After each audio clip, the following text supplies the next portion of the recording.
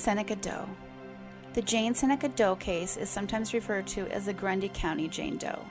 She was found in October of 1976 when an Illinois farmer and his granddaughter were passing through a field near Seneca, Illinois, a small town of about 2,000 in Grundy County. They found a black woman who had been shot in the head and dumped like trash in a ditch. She was wearing a red, black, and white cardigan, which was pulled over her head. In the pocket of the cardigan was a bottle of TJ Swan wine. The green plastic bag near her body was accompanied by black electrical tape. Like so many before her, Jane Seneca had no identification, and no one came forward. Also consistent with so many Jane Does, she was dumped off a highway, so she could have been from anywhere and transported to where she was found. It's possible she was hitchhiking at the time, like so many did in that era. Investigators tried very hard to find her identity, but ultimately she was buried in an unmarked grave. The victim was about 5'7" and 150 pounds. She was between the ages of 15 and 27. She wore a distinctive multicolored knit red, black, and white sweater. She had a scar or birthmark on her right hip and also one on her lower right abdomen. Seneca Doe's DNA has been processed and checked against GEDmatch.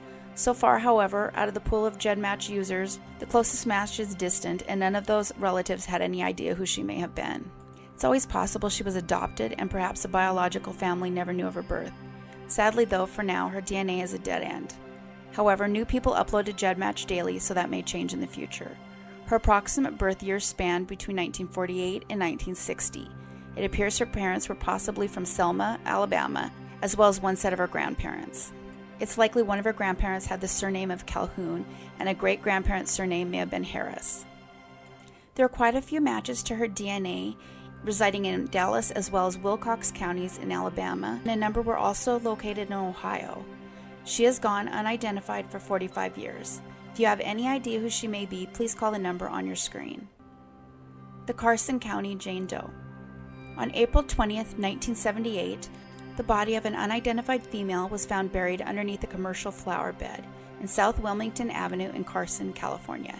She had long black hair and a medium complexion. Her fingernails were short and painted pink, and her ears were pierced. Her eyebrows were thin, and she appeared well-groomed. Her upper teeth overlapped on the right side, which would have been obvious to those who knew her. She had a 3 1/4 inch vertical scar on her abdomen above her belly button and light stretch marks, indicating she may have given birth. She was 5 foot 2 inches tall and around 130 pounds. She had black hair and brown eyes. 2 Hispanic males were seen driving away from the site where her body was found. They were driving a 1970s dark blue Chevy Vega hatchback, similar to the one shown on your screen. She has DNA and fingerprints available, but so far it doesn't appear any forensic genealogy has been tried. Her birth year would have been around 1958 to 1964. She has gone unidentified for 43 years. The Henry County John Doe. Henry County John Doe was a young man found murdered in 2003 in Indiana. It was confirmed that he was last seen alive in Reynoldsburg, Ohio 2 days before. On October 2, 2003, Detectives Jerry Carson and Frank Attell of the Indianapolis Police Department were escorting a prisoner around Henry County in an attempt to gain information on crimes he had committed. That prisoner asked to use the restroom, and the detectives pulled around to an abandoned gas station, accidentally discovering the body off I-70 on Indiana Route 109. The deceased male had been shot in the head, and he had only been at this location for less than 24 hours. An autopsy was performed in Fort Wayne, Indiana. He was a Hispanic male believed to be around 17 to 30 years old. He was 5 foot 2 inches tall and weighed around 108 pounds. His cause of death was confirmed to be the gunshot wound. Police were able to track him down to Reynoldsburg, Ohio 2 days prior. He was seen at the local Walmart making a purchase. He was reported to have been driving a red car. The towns were approximately 2.5 hours apart. This indicates he might not have been from Ohio but was just passing through. I don't use post-mortem photographs on my channel because it feels disrespectful to the doe, but I always let you know when there's one out there in case it helps. I have to say though, after seeing the post-mortem photograph, this forensic recreation is amazing. It's absolutely accurate. Hopefully the right person will see it one day and they'll be able to identify their loved one. His date of birth is estimated to be between 1973 and 1986 if the age assumed is correct. He's gone unidentified for 18 years. The Toronto John Doe, 2002. On July 26, 2002, the remains of an unidentified man were found in the area of Don River at the Queen Street Bridge.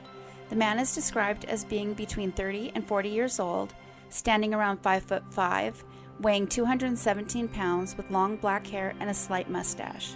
He was wearing a red t-shirt and a blue root sweater, brown cargo-style pants, a black belt, white socks, and black and white running shoes. The man has yet to be identified and the cause of death is unknown. The police released multiple images as to what he might have looked like. If you think you may know who he is, please call the number on your screen. If the age estimated is correct, the Toronto John Doe would have been born between 1962 and 1972. He has remained unidentified for 19 years. If you recognize him, please call the number on your screen. That's all for today. Thank you so much for watching and listening. If you haven't yet, don't forget to like and subscribe. Take care of yourself and each other.